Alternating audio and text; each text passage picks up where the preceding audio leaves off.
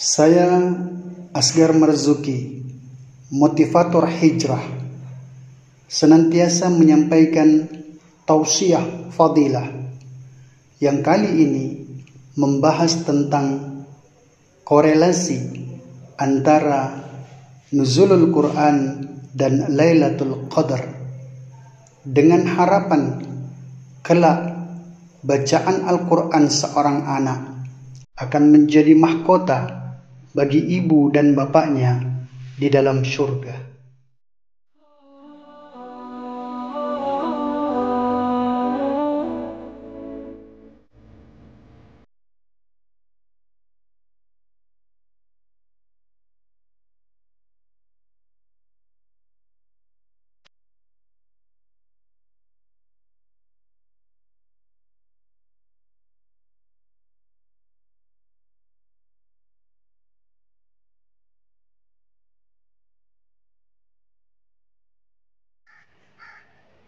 Rahimahumullah, bermula daripada Lailatul Qadar. Karena terkadang ketika tidak dapat mengkorelasi di antara keduanya, justru yang dimunculkan adalah Lailatul Qadar. Lailatul Qadar khairum min alfi syahr. Masya Allah. Bahkan banyak dijadikan sebagai muqaddimah di dalam tausiah pada saat peringatan nuzulul Quran. Sebenarnya Lailatul Qadar itu adalah malam yang mulia, yang lebih baik daripada 1000 bulan, di mana pada malam itu Allah Subhanahu wa Ta'ala telah turunkan Al-Quran secara utuh 30 juz dari Lauhil Mahfuz sampai ke Baitul Izzah.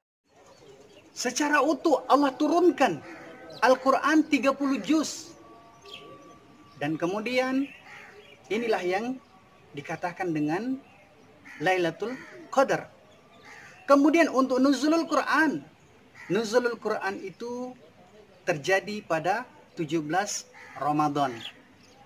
Yaitu ayat pertama yang Allah Subhanahu wa Ta'ala turunkan untuk menjawab daripada masalah-masalah hidup ini. Sehingga dikatakan semua Al-Quran, dan jadikanlah Al-Quran sebagai jalan keluar, sebagai solusi dari semua masalah-masalah hidup kita. Maka Al-Quran yang diturunkan secara beransur-ansur dari Baitul Izzah untuk menjawab tantangan zaman, untuk menjawab masalah-masalah kehidupan. Diawali Iqra. Maka Masya Allah, ketika disampaikan kepada Rasul Sallallahu Alaihi Wasallam tentang ayat tersebut, ini sudah jelas bahwasanya masalah yang paling pertama dan utama dalam umat ini adalah kemalasan mereka dalam membaca. Sehingga kalau mereka sudah tergali potensinya, kalau mereka kemudian sudah terayomi, mereka kemudian bangkit semangatnya untuk membaca, maka Masya Allah, ini adalah solusi jalan keluar daripada semua masalah-masalahnya. Ahibah rahimakumullah, ayat itu tidak berhenti di situ. Iqra bismi rabbikal ladzi khalaq. Masya Allah. Bismi rabbik, dengan nama Tuhanmu, adalah satu pengagungan untuk mendekatkan diri kita kepada Allah Subhanahu wa Ta'ala. Agungkan Allah, besarkan Allah. Tapi apa yang terjadi? Karena kita tidak bisa menggandengkan daripada ayat yang pertama dengan ayat yang kedua, sehingga terjadi dikotomi. Kita terkadang menganggap bahwasanya ini kan sains, ini kan teknologi, itu kan agama, dan sebagainya. Padahal semua cabang ilmu, semua profesi, hendaklah di dalamnya kita hadirkan daripada agama. Bismi Rabbik, bagaimana kita agungkan daripada nama Allah Subhanahu wa Ta'ala, dan mengembalikan kita kepada janji suci kita. Ketika kita berada di alam arwah, maka sebenarnya para mufassir telah menafsirkan, pada saat Allah Subhanahu wa Ta'ala telah bertanya, alastu bi rabbikum, untuk kemudian kita cari itu dalam Bismi Rabbik. Ada 3 sifat Allah Subhanahu wa Ta'ala yang lekat, yakni Al-Khaliq, kemudian Al-Malik, dan Ar-Razik. Orang yang benar membaca perjalanan hidupnya dalam ayat-ayat qauliyah dan ayat-ayat kauniyah, maka Masya Allah, dia akan melihat dengan 3 sifat Allah tersebut bahwasanya Wallahu khaliquna ghairullah makhluk, Wallahu malikuna ghairullah mamluk, Wallahu razikuna ghairullah marzuk. Dengan benarnya kita berpegang teguh kepada ayat-ayat tersebut, maka Masya Allah, kita akan selesai masalah dalam hidup ini. Ahibai rahimakumullah, kapan bisa sejuk mata ibu dan bapak kita? Jangan keliru bahwasanya kita akan sejukkan mata ibu dan bapak kita ketika kita memberikan dia segenggam emas, tidak. Ketika kita membangunkan rumah yang megah, tidak. Ketika memberikan mobil yang mewah pun tidak.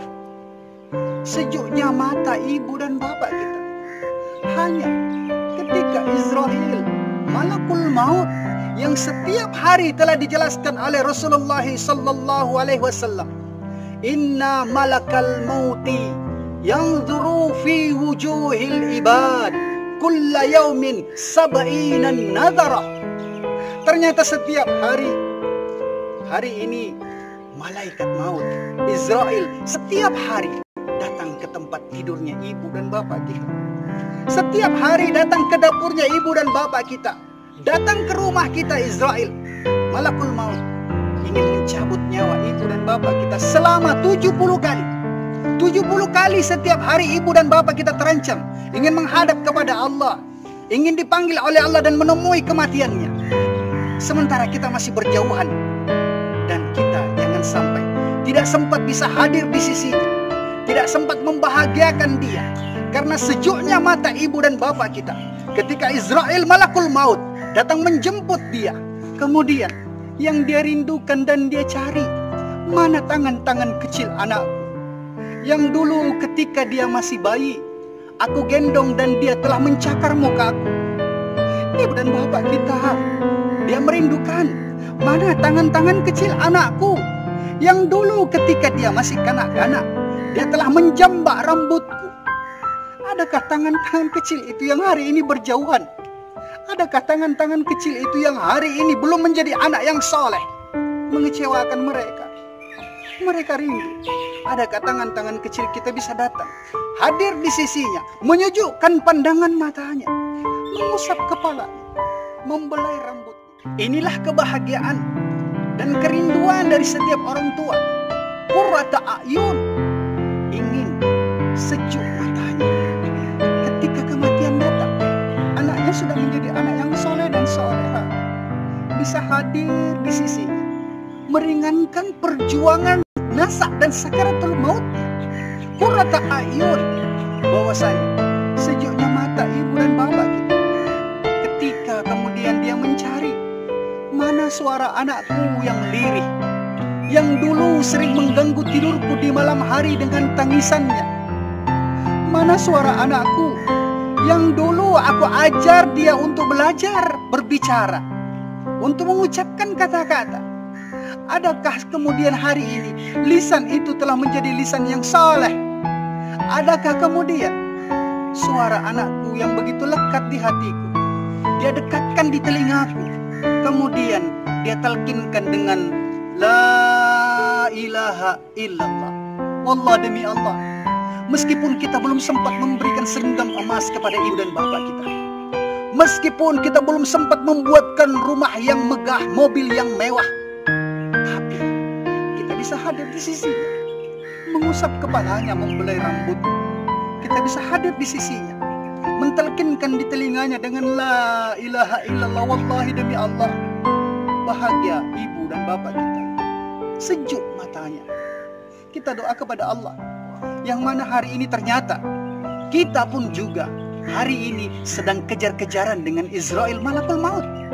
Jangan sampai Israel lebih dulu tiba di rumah kita, sementara kita masih di perasingan. Jangan sampai Israel lebih dulu tiba di rumah kita, sementara kita masih maksiat.